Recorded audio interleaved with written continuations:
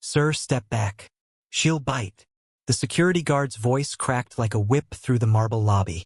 Mr. Daniel Frost froze mid-mop, instinctively clutching the handle like a shield. At the center of the chaos, a small girl with pale blonde hair sat on the floor, arms wrapped tightly around her knees, rocking back and forth beside the giant corporate sculpture. Her face was blank. Her eyes, however, darted like trapped birds.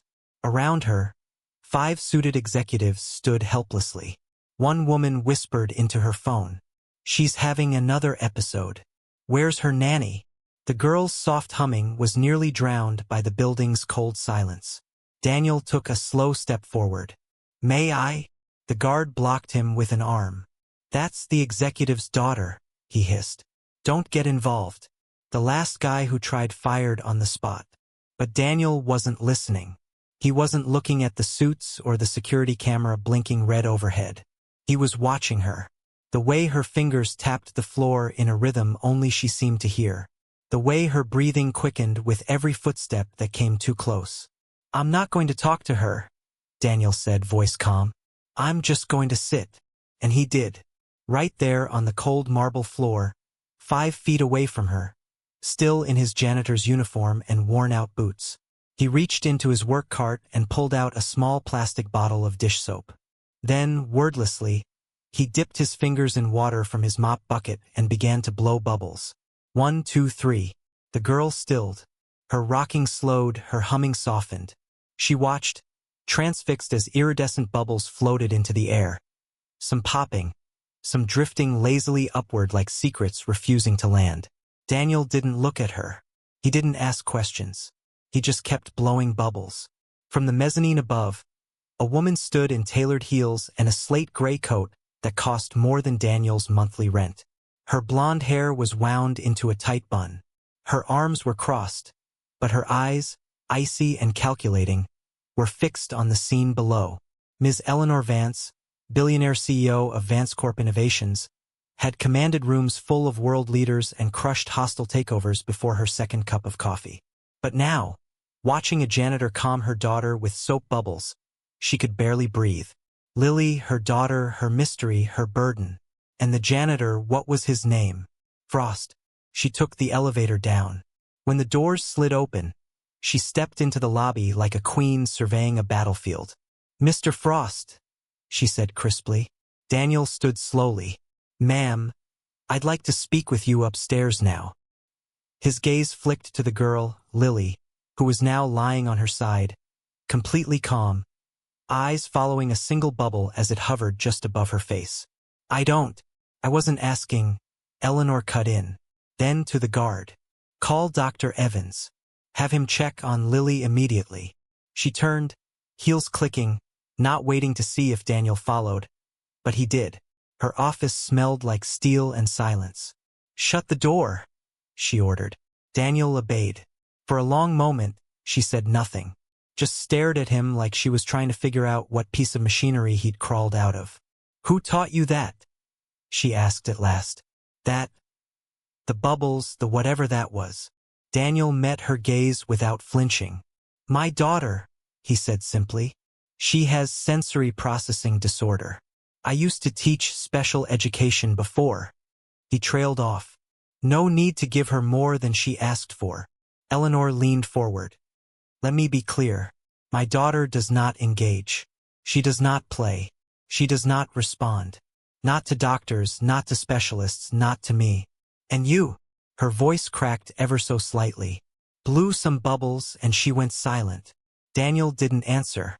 He didn't need to. "I want you to work with her," Eleanor said finally. He blinked. "Excuse me? Once a week, twice if possible. I'll compensate you accordingly. I'm a janitor, Miss Vance. I can change that.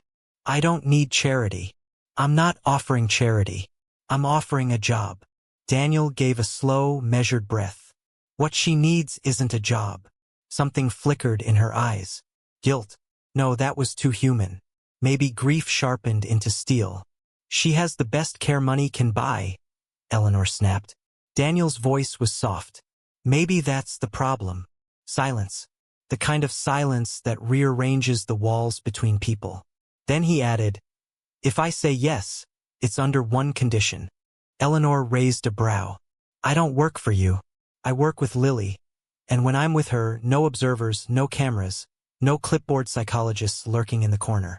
She studied him long enough for him to wonder if he'd just cost himself his job entirely. Then, slowly, Eleanor nodded. "I'll have my assistant contact you." Daniel gave a small nod. "Then we'll see if she's ready." As he opened the door to leave, Eleanor called after him. "What color were those bubbles?" Daniel paused, turned back. "Blue," he said. "Always start with blue. It calms the chaos."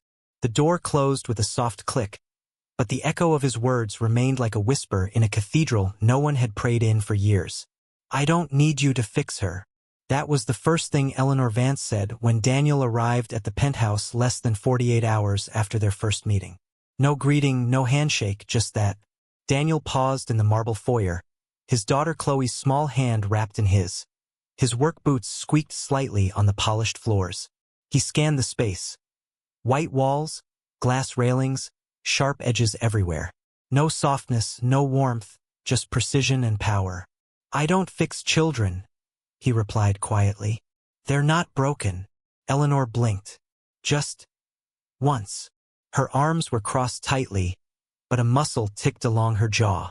"She's in her room," she said. "Through the hall on the left." Daniel turned to Chloe and crouched. "You okay to draw for a bit?" Chloe nodded, pulling a crayon roll from her backpack. "Is she the quiet girl?" Daniel smiled. "The very one."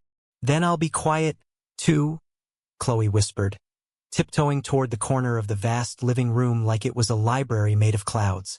Eleanor watched the exchange, an unreadable expression on her face. "She's obedient." "She's kind," Daniel corrected. He walked down the hall without waiting for permission. The door to Lily's room was ajar. He knocked gently before pushing it open. It was a palace. Tall windows, white curtains, toys lined up with military precision.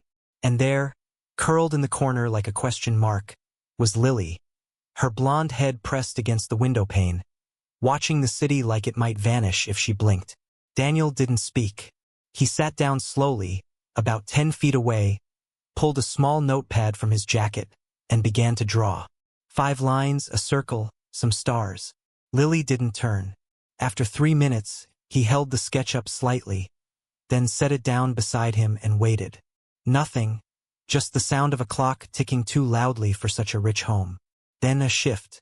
Lily rose without a word, crossed the room in slow, bird-like steps, picked up the paper, and sat right next to him.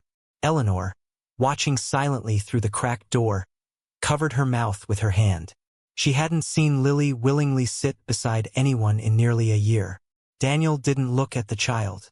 He began a new sketch. This time, a bubble floating above a girl's head. Lily reached for a crayon.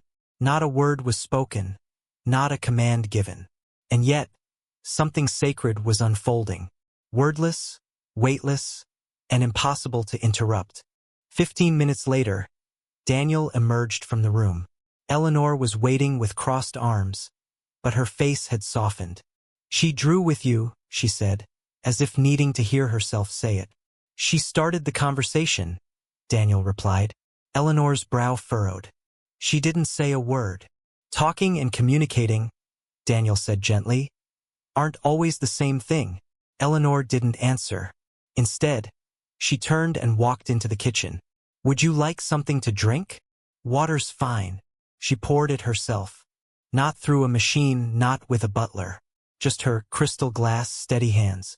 "I don't know how to reach her," she said, sliding the water across the counter. Daniel didn't pick it up. "Have you tried letting her reach you?" Eleanor stiffened. "I've done everything a mother can do. Therapy, nutrition, sleep specialists, speech pathologists. I flew in a behavioral therapist from Sweden who charges $30,000 a week." Daniel finally picked up the water and took a sip. "Sounds like you've hired a lot of people to talk to her," he said. "But who listens?" "I listen," she snapped. "I rearranged my entire life for her." "Did you rearrange your heart?" The silence that followed wasn't hostile. It was hollow, like the echo of a question she hadn't wanted to hear. She was 2 when she stopped talking, Eleanor whispered. One day she was babbling, saying colors, giggling at birds. The next, nothing. Not even eye contact. Daniel leaned on the counter. What happened? Her eyes flickered. A medical reaction. Vaccine schedule, a high fever.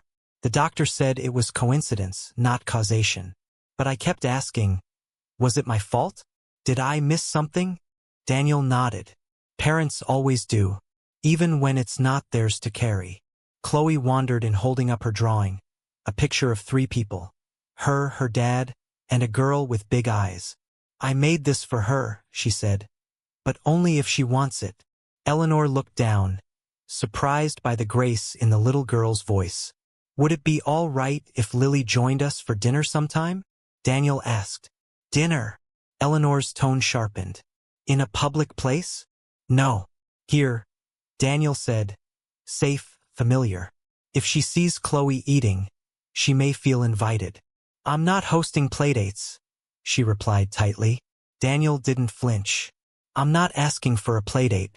I'm offering her a doorway. Eleanor folded her arms again, but something in her posture was different now. Less defense, more fear. I'm afraid of doing it wrong, she admitted almost inaudibly. I don't know how to be the kind of mother she needs.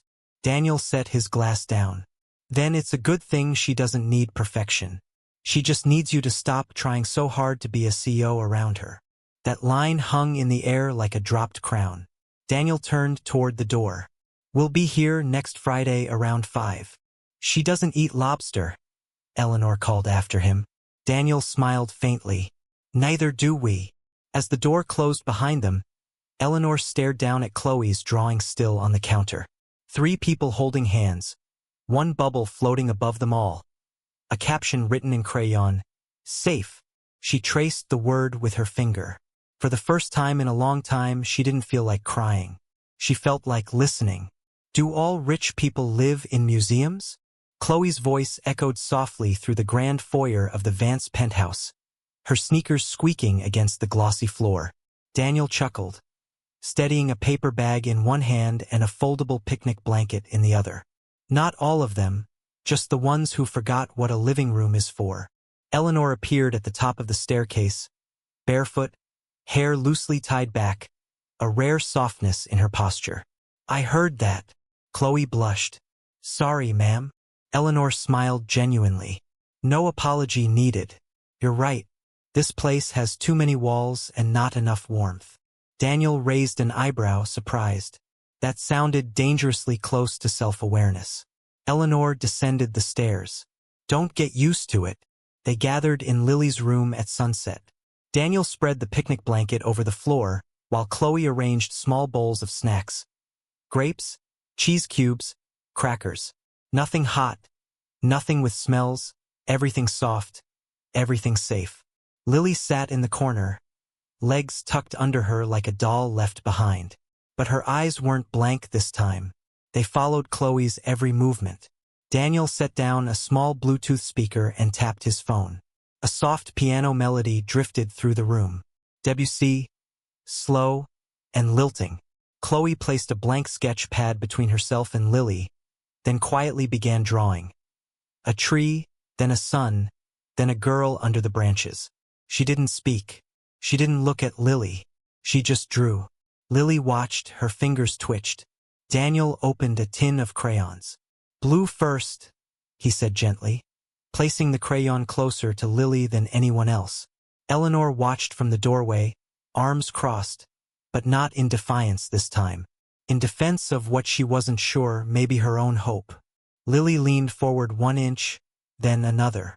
She reached for the blue crayon, barely breathing, as if even sound might ruin it. Then swish. She began to draw. No one said a word, not even Chloe. Just the faint rhythm of wax on paper.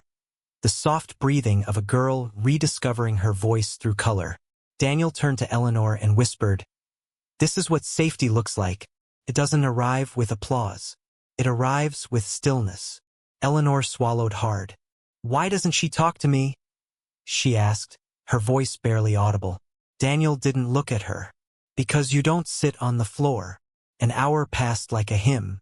No outbursts, no rocking. Lily even accepted a grape from Chloe's hand. A miracle wrapped in silence.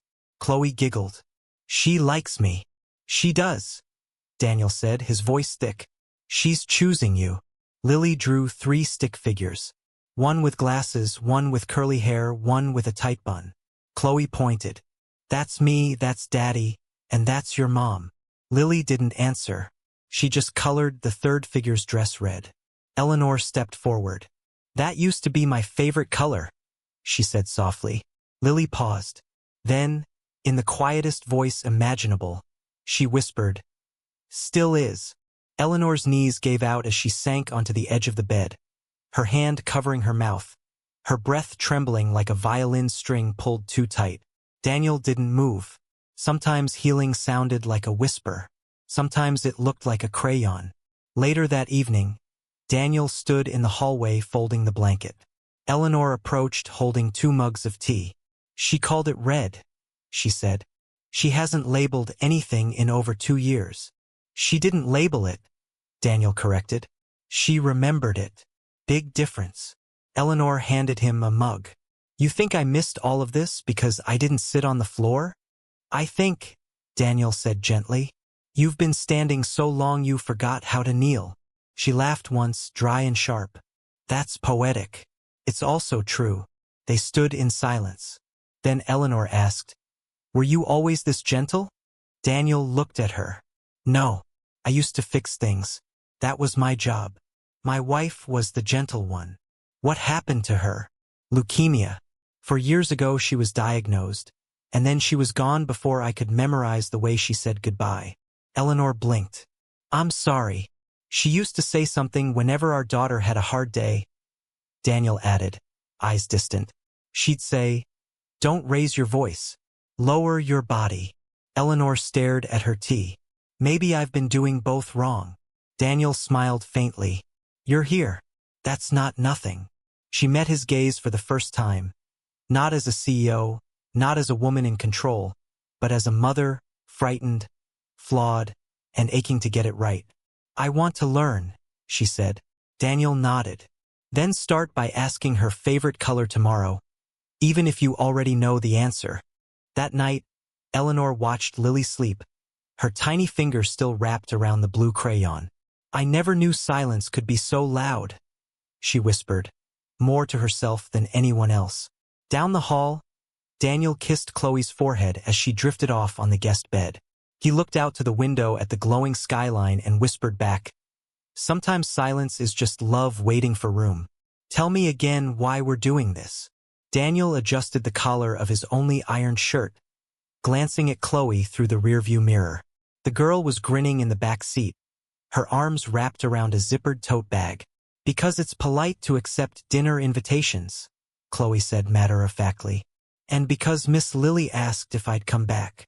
Daniel smiled, but his heart was pounding. Dinner at the Vance penthouse. A soft evening sun cast a golden glow over the high-rises as they parked near the valet entrance. A man in a suit opened the door for them. Daniel stepped out with a paper-wrapped bouquet in hand. Wildflowers from the farmer's market, a detail his late wife would have insisted on. Always bring beauty when you're stepping into someone's world, she used to say. Chloe jumped out with quiet excitement. Do you think she'll talk again? I don't know, Daniel said. But I think she'll listen. They were greeted at the penthouse by Eleanor herself, dressed not in a power suit, but in a simple navy blouse and slacks, barefoot again. You brought flowers? She asked, surprised. For the room, Daniel replied. It needs something alive. She blinked. I suppose that includes us tonight.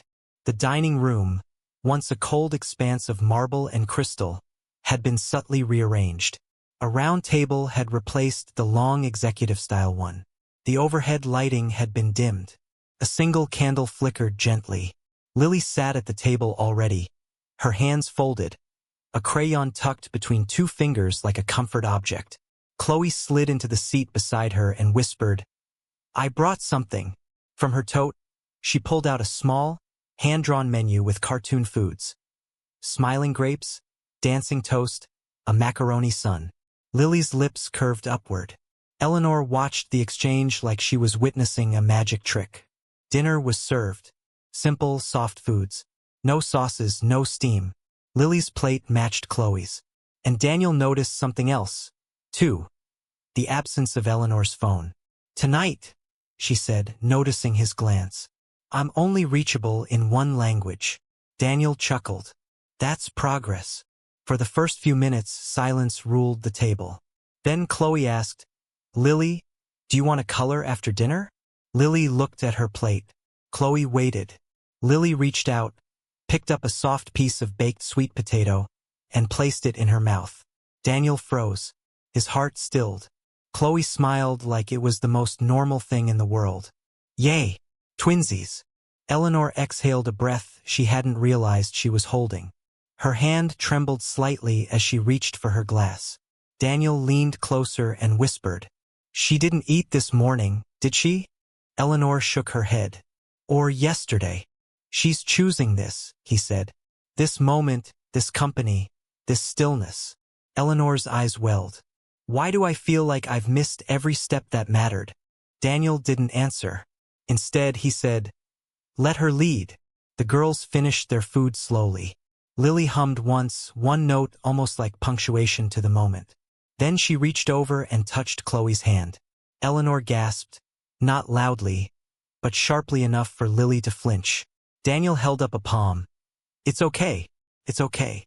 Lily looked at her mother, then at Daniel. Then she said, "Clear, quiet, and beautiful. Blue." Eleanor dropped her fork. Daniel swallowed hard. "She remembers the bubbles." Lily nodded once. Chloe whispered, "She speaks in colors. That's how she feels safe." Eleanor's lips parted. Her voice broke.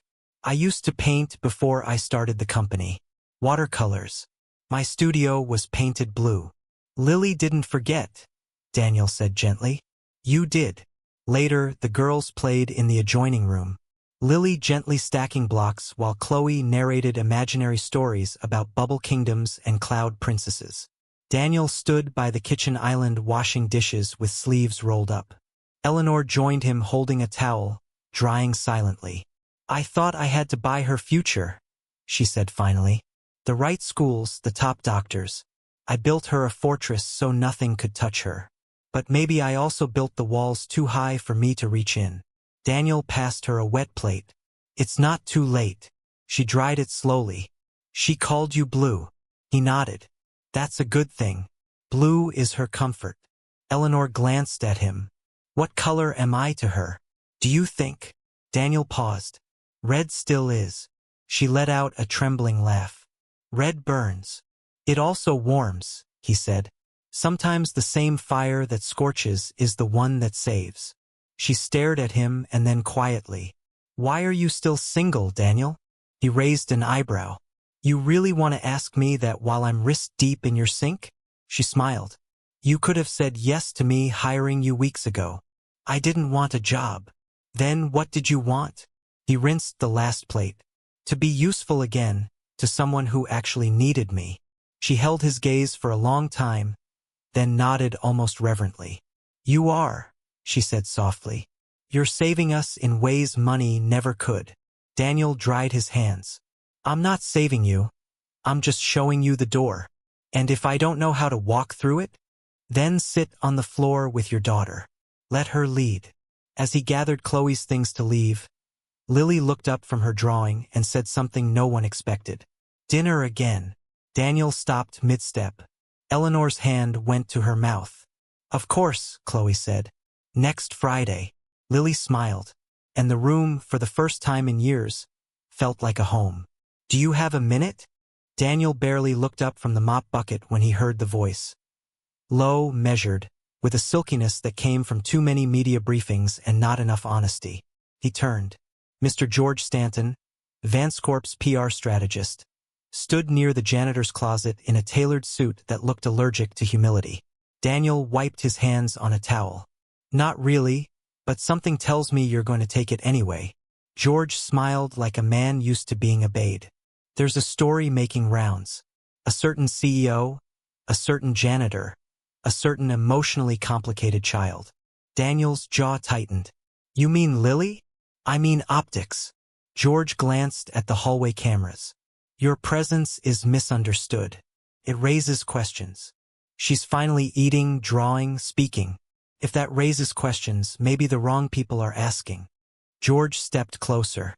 Look, I'm not here to fight. I'm here to advise. If this continues, it could cost Eleanor her position. You understand how fragile trust is in this world. Daniel stared at him. You think I'm the threat to her credibility? George gave a tight, professional smile. She's vulnerable. And you? You're unconventional, background unknown. No corporate credentials, no affiliations. A single dad who works night shifts and brings sidewalk flowers to dinner. Daniel didn't flinch. And yet somehow her daughter says my name. That landed. George's expression faltered just for a beat. Let's not complicate things further, George said. Take a leave quietly. Let the headlines cool. Daniel leaned in, voice calm but firm. Lily doesn't need less of me. She needs more of what I represent. George raised a brow. And what exactly is that? Someone who doesn't need her to perform to believe she's valuable. That evening, Daniel and Chloe were preparing dinner when a message buzzed on his phone. Access to Building 14 suspended pending review. Management. Chloe looked up. We're not going to see them tonight? Daniel tried to hide the disappointment in his face. Not tonight, Bug. She went quiet then softly. Will she think we stopped caring? Daniel exhaled, the weight heavy in his chest. I hope not, but sometimes grown-ups build walls when they're afraid. Across the city, Eleanor stood in Lily's room, staring at the silence. No humming, no color on the sketch pad, no crayon between fingers, just Lily, rocking again softly, head bowed. Eleanor sat down on the floor beside her, unsure. I didn't stop him from coming, she whispered. But I didn't fight hard enough to keep him either. Lily didn't respond. Eleanor reached for the sketch pad and gently set it between them. Can I draw with you? Nothing. I don't know how to fix this, she said. I thought protecting the company would protect you, but maybe I was protecting the wrong thing. Still nothing. Then Lily picked up a black crayon. Eleanor watched as her daughter drew 3 figures, 2 standing, 1 missing. Her hands shook. I'll fix this, she whispered, even if it costs me everything else. The next day, Eleanor showed up at Daniel's apartment unannounced. Chloe opened the door with a wide-eyed gasp. Miss Vance. Eleanor knelt, completely out of breath and slightly windblown. Is your dad home? Daniel appeared behind her. I didn't expect to see you here. She looked up at him. They've frozen your access. They're threatening to reassign your contract. I figured. I didn't stop it, she said quietly. That's on me. Daniel studied her face. She wasn't here as a CEO. She was here as a mother on the edge. I told them I'd walk if they touched you again, she continued. They didn't take it well. Daniel blinked. You'd really risk all that? Her voice cracked. I already risked losing Lily once. I won't do it again. Chloe pulled gently at Eleanor's sleeve. She didn't eat last night, did she? Eleanor shook her head. Chloe whispered, maybe she's waiting for us. They returned that evening. No security, no press, just quiet. Daniel carried a thermos of warm soup and soft bread. Chloe carried a new crayon set, one with glitter edges. Eleanor opened the door, this time without hesitation. She's in the same spot, waiting. Daniel stepped in, heart thudding. He entered Lily's room slowly. She was sitting in the corner again, crayon in hand, but no movement. Hey, Bluebird, he said softly, her head lifted. 1 blink, then 2. Daniel sat down, unscrewed the thermos, and let the scent of mild tomato soup drift through the air. Nothing fancy, he said, just warmth. Chloe sat beside her, held out a single glitter blue crayon. We missed you. Lily reached out slowly, took it, and drew a shaky circle on the floor with it. Then she whispered, dinner again, please. Daniel looked up at Eleanor. She was crying, but smiling. I'll never let them come between this again, she said. Daniel nodded. Then let's start building something stronger. Eleanor wiped her eyes. No more walls. No more walls, he said. Only doors left open. The envelope was thick, cream-colored, and embossed with the gold seal of the Superior Court of New York. It sat like a warning flare on Eleanor's marble kitchen island. Untouched, unopened, but radiating dread. Daniel glanced at it as he rinsed dishes. That the thing? Eleanor nodded once. Lily's father is filing for emergency custody. Daniel dried his hands slowly. After vanishing for 4 years, he says I've become unstable, that I'm exposing her to questionable figures and non-professionals. Her voice trembled. He means you. Daniel leaned back, arms crossed. That man wouldn't know Lily if she drew him a name tag. Eleanor exhaled sharply on the edge of laughter or collapse. He's wealthy, connected. His attorney used to clerk for the judge. Daniel walked around the island and leaned in gently. Do you want me to back off? Her answer was immediate. No. Then we fight. She looked up at him. I don't know how. You don't need to, he said. You just need to stand beside her, and I'll stand beside both of you. The courtroom smelled like leather, cold coffee, and fear. Lily sat quietly in the gallery beside Chloe, clutching a sketch pad. She wore blue. Chloe held her hand like a lifeline. Eleanor stood before the judge in a navy suit. Not designer, but grounded. No flashy jewelry. No power heels. Just a woman stripped of armor and holding on to truth. Across from her, Mr. Spencer Vance sat with a smirk carved into his face and a legal team that looked like they'd rehearsed this war. Your Honor, Spencer's attorney began. Ms. Vance's emotional state has deteriorated. We have photographic evidence of her involving a janitorial worker. One with no clinical qualifications, in repeated unsupervised interactions with a vulnerable child. Daniel didn't flinch. The attorney continued. She's ignored professional medical advice in favor of bubble games and crayon therapy. Chuckles echoed from the gallery. Eleanor stood taller. And what has Mr. Vance contributed in the past 4 years? The judge asked. Financial support and space to grow, Daniel muttered under his breath. Space to disappear. Eleanor's attorney rose. Your Honor, we don't deny Ms. Vance's methods have changed, but so have the results. Lily has spoken. She eats. She draws. She connects. All of which hadn't happened in over 2 years. And the man she's connected with, Daniel Frost, is here today. He'd like to speak. The judge nodded. Let him.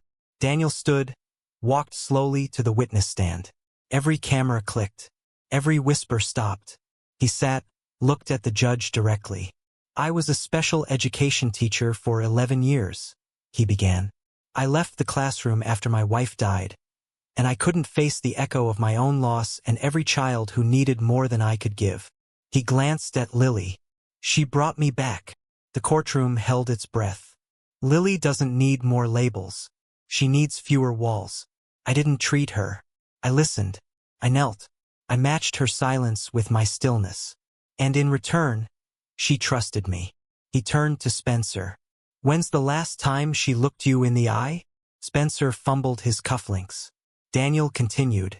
You think the suit makes you credible, but Lily doesn't care about titles. She cares about tone, about rhythm, about who enters her world without breaking it. He looked at the judge. I'm not here to parent her. I'm here because she taught me something every specialist forgot. Sometimes the most therapeutic thing you can do is stay. Silence. Then the judge nodded. Thank you, Mr. Frost. Daniel returned to his seat. Then softly, Chloe stood up and walked to the judge's bench. Whispers erupted, but the judge raised a hand. Chloe looked up at him with wide, determined eyes. Can I say something? The judge bent down. You may. She held up Lily's drawing. A trio of stick figures, arms linked under a sky full of stars. This is Lily's family, she said. That's me. That's my dad. That's her. She doesn't talk a lot, but she says we're blue. That means safe. Eleanor wiped a tear as Lily reached out and touched Chloe's hand publicly, visibly. a gesture louder than words. The judge leaned back, silent for a long moment. Then he spoke. Effective immediately, Lily remains in the custody of her mother, Eleanor Vance. Any further action will require extensive psychological review and family therapy, in which Mr. Frost is welcome to participate with full transparency. Gasps, flashes, silence. Then Lily turned to Eleanor and whispered, "Stay blue." Eleanor nodded, eyes shining. Always. Outside the courthouse, reporters swarmed, cameras flashing like lightning. Daniel shielded the girls with his body.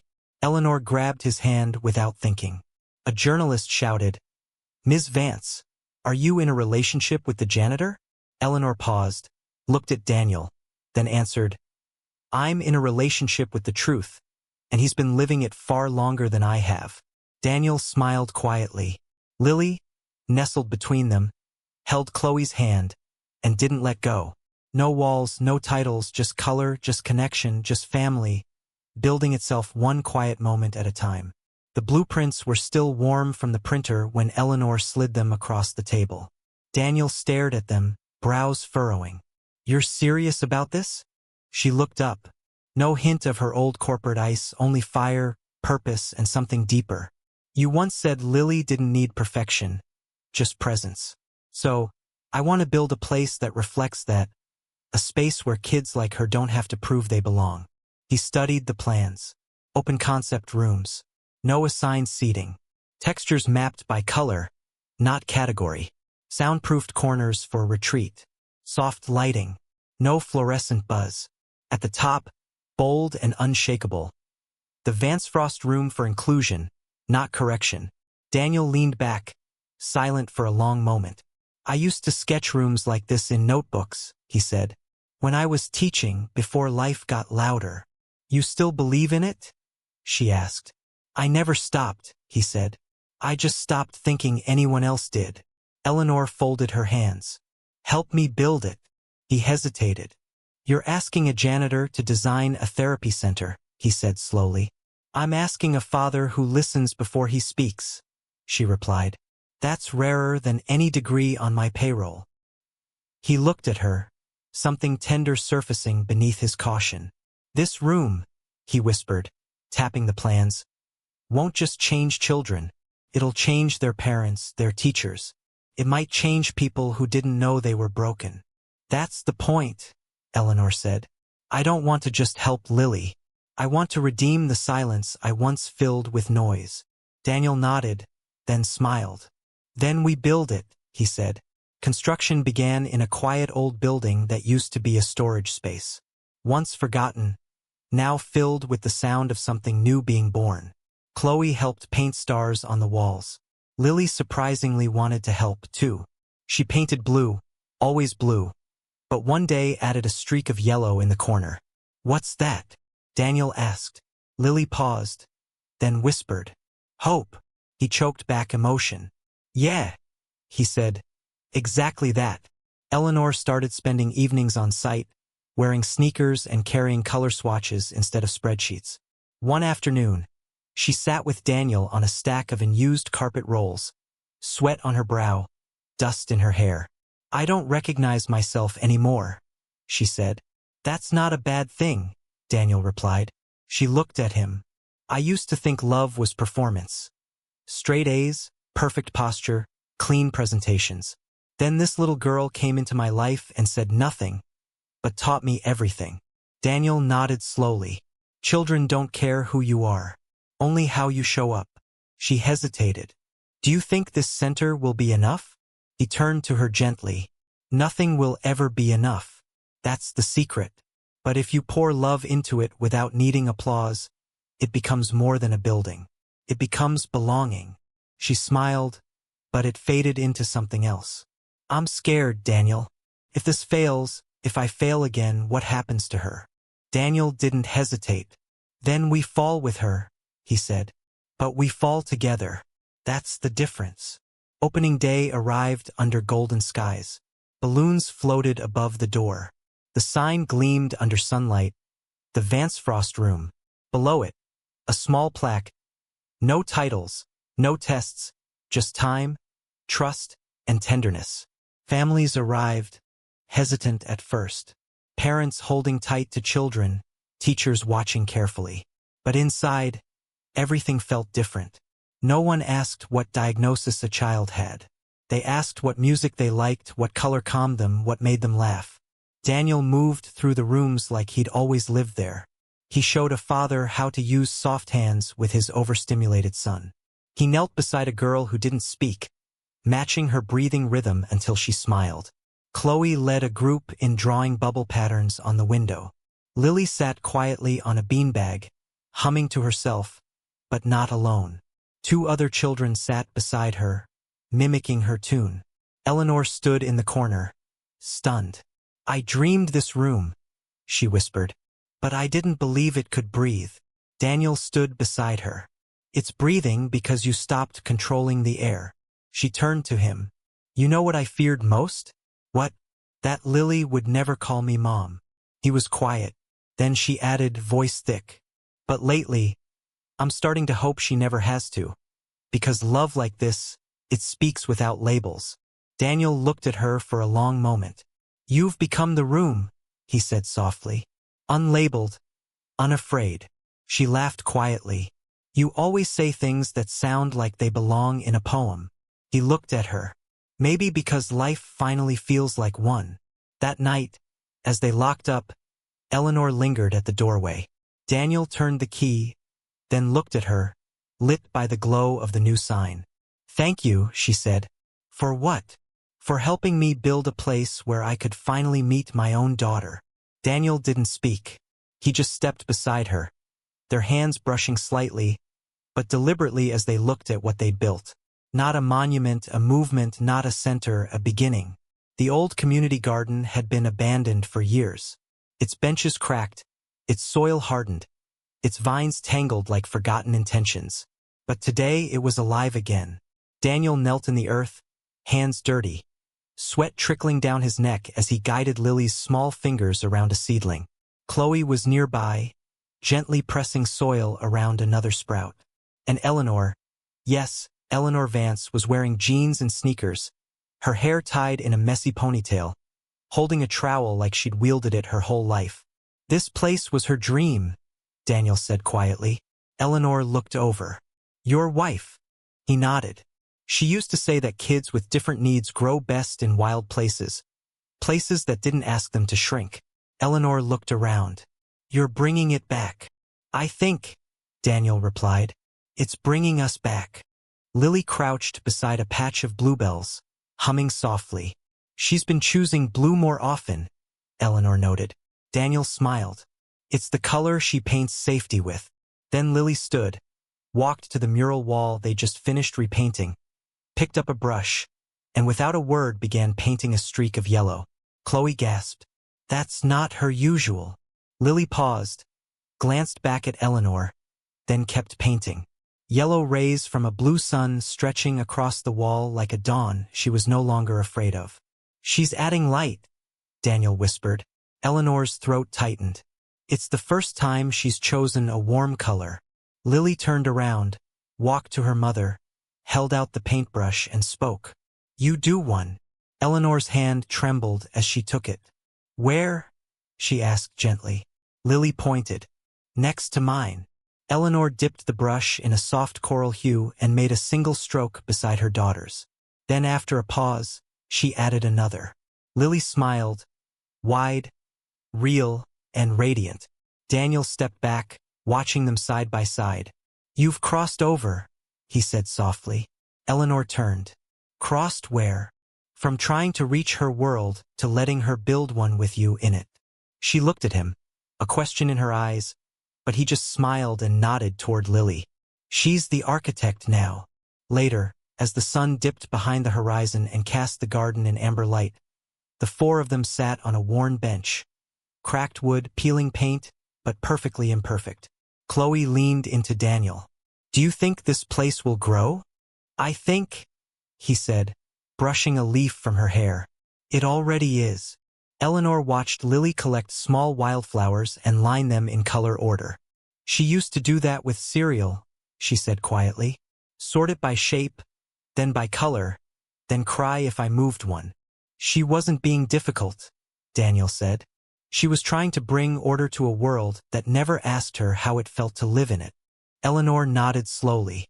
I never asked either. But you're listening now. She looked at him. Daniel, when this all started, I saw you as a temporary fix.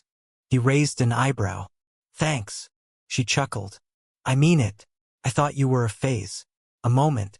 A mistake. I was too tired to correct. And now, she looked toward Lily. Now I think you were the first right thing I didn't control. Daniel turned toward her fully. Why are you telling me this? Because something's changed, she said. Not just with Lily, with me. He didn't speak. She continued. Before you, I filled silence with noise. Meetings, plans, metrics. I thought if I controlled enough, I could outmaneuver the loneliness. And now I don't want to maneuver anything anymore. Daniel looked at her for a long moment, the garden air holding them like a pause in a symphony. He spoke softly. There's a difference between building walls and planting roots. Eleanor nodded, tears forming. I think I'm ready to root. Lily walked over, holding a piece of paper, a drawing. 3 figures holding hands. One had curly hair. One wore glasses. One had a ponytail and a smile so big it nearly reached the paper's edge. Above them was a sky filled with blue and yellow stars. Daniel read the small caption scribbled at the bottom in shaky handwriting. Home is when we all fit in the same picture. Eleanor pressed the drawing to her chest. Daniel wrapped an arm gently around her. Chloe leaned her head on Eleanor's shoulder, and Lily, quiet Lily, whispered something so soft it felt like music. Let's stay here forever. And in that moment they all silently agreed. They already were. The photograph was blurry but damning. Eleanor Vance, barefoot in a garden, laughing.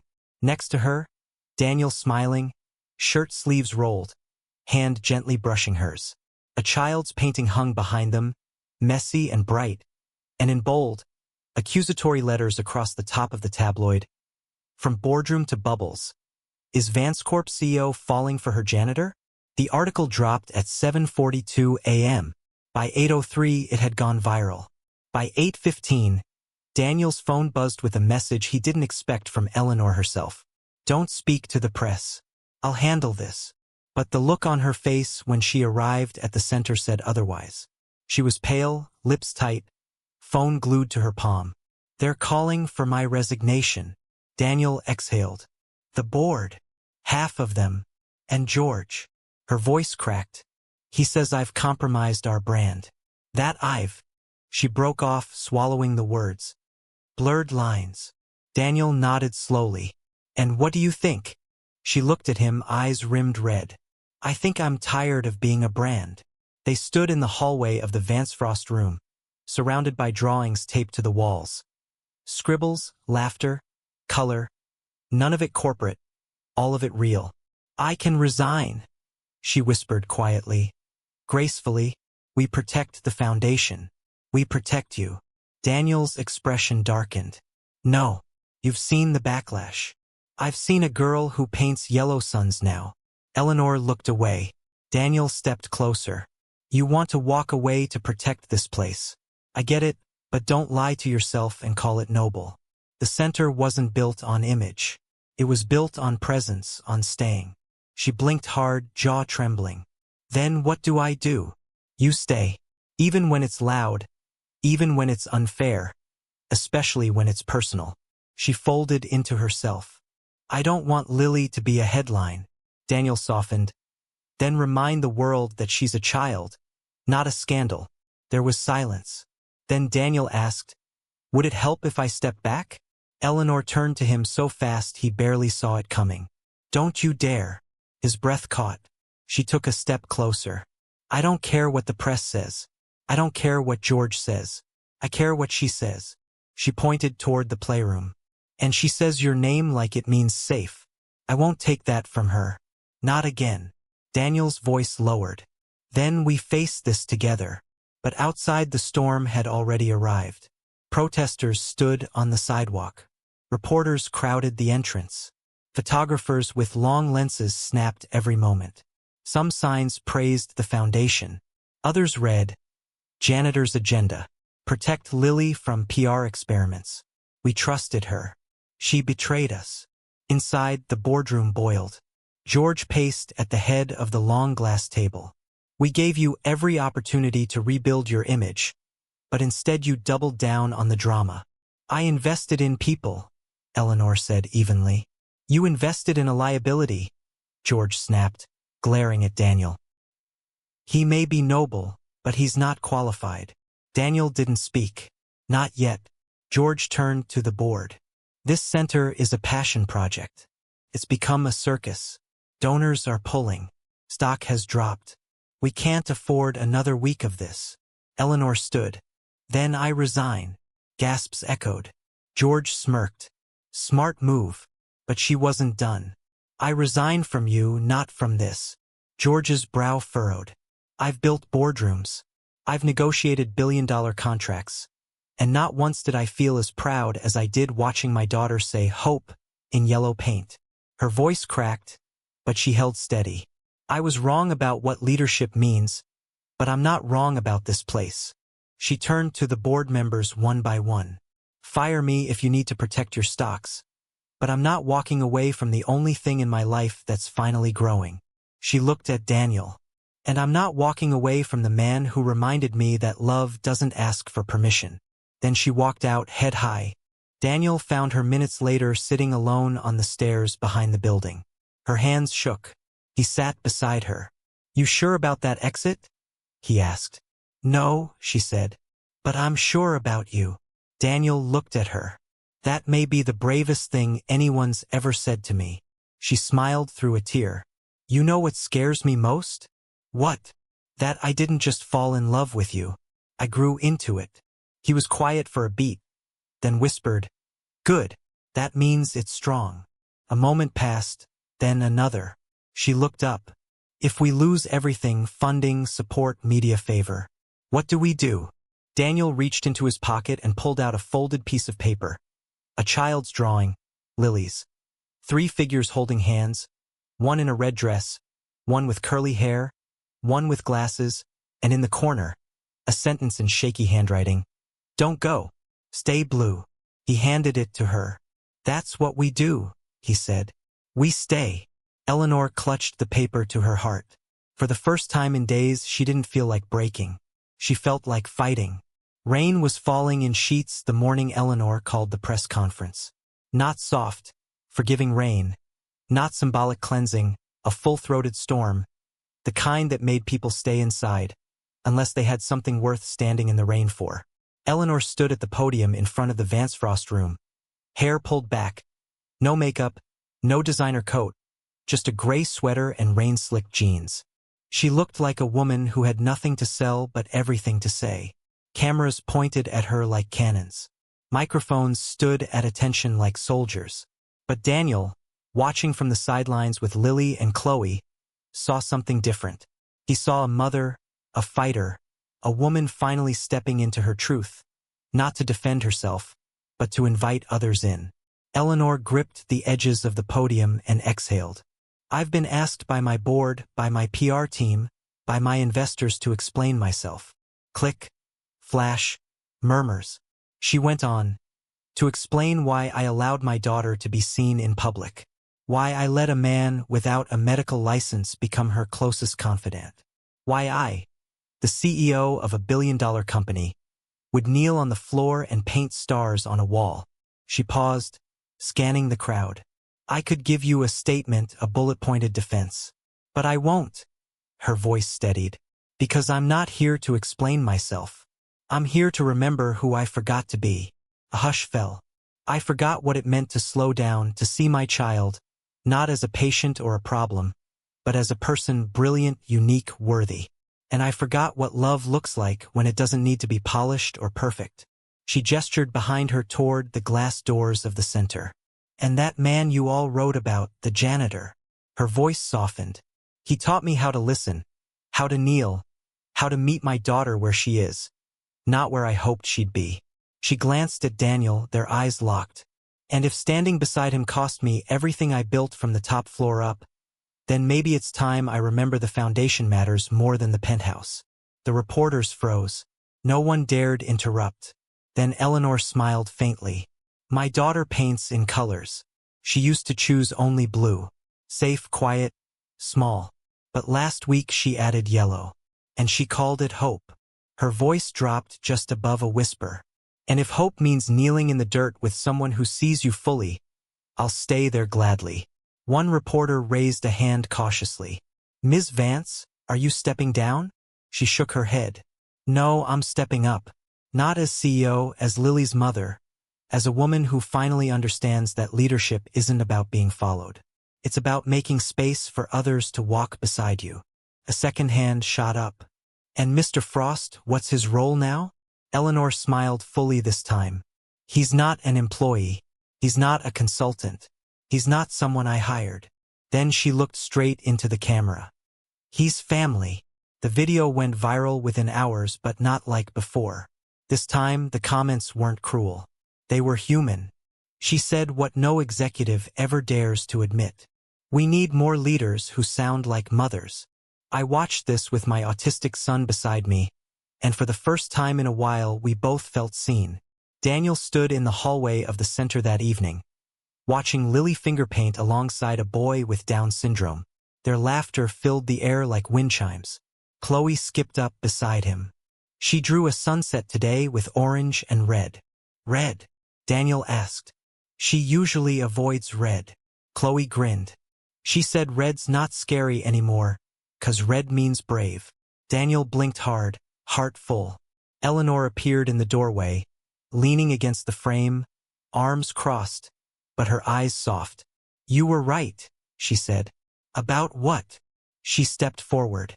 That this wasn't about me saving her. It was about letting her save me. Daniel nodded. You listened. That's all it took? No, she said. It took you. Your presence, your stillness, your refusal to leave. She stepped closer. I told the world you were family, but I want you to hear it from me. Not a podium. She reached for his hand. Stay, Daniel. Not for the center. Not for Lily. Not even for me. Her voice shook, tender and true. Stay because you want to. Daniel looked at her, eyes glistening. I've already unpacked, he whispered. Eleanor smiled. Then Lily's voice, clear, strong, called from inside. Daddy, Mommy. Look, we made a rainbow. They turned. Lily stood in front of a giant paper canvas streaked with color from one end to the other. And in the center, 3 stick figures holding hands beneath the arch red, blue, yellow. Eleanor's eyes welled. Daniel whispered. She's painting in every color now. Eleanor leaned her head against his shoulder. She finally feels safe enough to be all of herself. Outside, the storm had passed, and inside the room glowed. Not from lights, from love. 6 months later, the Vance Frost room pulsed with life. The grand reopening had attracted local schools, therapists, and families across the state. But it wasn't the banners or balloons that made the day special. It was the hum of something deeper, belonging. In the central room, a circle of children sat barefoot on the floor, drawing with chunky pastels on butcher paper. No one asked them to sit straight. No one corrected how they held their crayons. Each line was its own language, and no one was forced to translate. At the front of the room, Daniel knelt beside a boy who was tapping his pencil rhythmically on the floor. You feel it in beats, huh? He said with a smile. Okay, let's make a drum line out of colors. The boy lit up. Across the room, Lily floated between stations like a quiet breeze. Her blue was still present on her shirt, her shoelaces, but so were the oranges, the lilacs, even deep reds. A rainbow stitched from courage. And she spoke not constantly but clearly. Today she was giving a tour to 3 new kids. She pointed to the reading nook, then to the textured wall filled with sensory panels. This one's like clouds, she whispered, letting them feel the soft cotton. Eleanor watched from the glass door, heart full. She turned as a news anchor approached with a cameraman in tow. Ms. Vance, ready for your interview? She smiled but shook her head. No interviews today, but it's the grand reopening. I know, she said softly. That's why I want the focus to be on them, the kids, not me. She turned and walked back into the room where Daniel was showing Chloe and Lily how to fold paper stars. I think you just stunned the press, Daniel whispered as she approached. I'm learning to let silence speak, Eleanor replied. Thanks to both of you, Chloe grinned. She used to talk in PowerPoints. Now she talks in hugs. Daniel chuckled. Growth. Then he looked at Lily, who had just finished folding her star. She handed it to him and said simply, For blue. Daniel blinked back tears. I'll keep it forever. Chloe chimed in.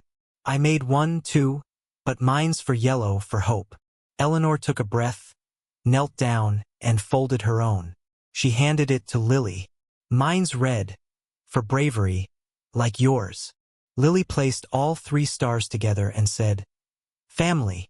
No one spoke for a moment, not out of awkwardness, but reverence. Then, from across the room, a soft bell rang. It was time. The ribbon-cutting ceremony had been scheduled, but Daniel had insisted it not be formal. Let the kids cut it, he'd said. They built this. So now, standing beside the rainbow mural at the front entrance, Lily and Chloe held scissors together. The ribbon wasn't corporate blue. It was every color they'd ever used. Before they cut it, Lily turned to the crowd and without prompting cleared her throat. My name is Lily, she said. Her voice shook slightly but didn't falter. I like colors. I like stars. And this place is for anyone who ever felt like a puzzle piece in the wrong box. Silence. Then applause broke like thunder. Tears, smiles, parents hugging silently. The ribbon fell, and the Vance Frost room officially opened. Not as a building, but as a movement. That evening, the 4 of them shared dinner on the rooftop of the building. Pizza, sodas, mismatched paper plates. The city lights twinkled like confetti below them. Chloe chewed thoughtfully. Do you think we'll always live near here? Daniel glanced at Eleanor. She nodded. I think we'll always belong here. Lily leaned her head on Daniel's arm. Home, she whispered. Daniel kissed the top of her head. That's right. Eleanor looked at the 3 of them. The wind picked up gently, blowing a folded paper star across the rooftop. She chased it, caught it, held it in her palm, and whispered almost to herself. I never knew love could be this quiet and still say everything. Daniel stood beside her. You know what the best part of this whole journey is? He asked. What? I came into your world thinking I had to teach you how to kneel. He turned to her, eyes kind. But somewhere along the way, you learned how to stay. She touched his hand. You didn't fix my daughter. You didn't fix me. You reminded us we were never broken. He smiled. You just needed a place without labels and people who refused to leave. They stood in the fading golden light. Paper stars scattered at their feet. A little girl who once hid in corners now painting skylines, and a world that, despite its noise, had finally learned how to listen. As the sun dipped below the horizon, casting long shadows over the city, Lily's voice carried on the breeze. Tomorrow, let's paint the sky. Daniel and Eleanor looked at each other, smiles widening. Yes, Eleanor whispered. Let's. If the story moved you, even just a little, if it reminded you that love doesn't have to be loud to be powerful, then we want to hear from you. Where are you watching from? Drop your city, your country, or even just a heart emoji in the comments. We read every message, and we'd love to know where our stories are reaching. And if this story gave you hope, if it reminded you that kindness can rewrite destinies, then don't keep it to yourself. Share it, send it, let someone else feel seen. And if you haven't already, hit that subscribe button and turn on the bell so you never miss a story that might just change your day or your heart. Thank you. Truly, thank you for spending this time with us. We're honored you're here. Until the next story, stay kind, stay human, stay listening.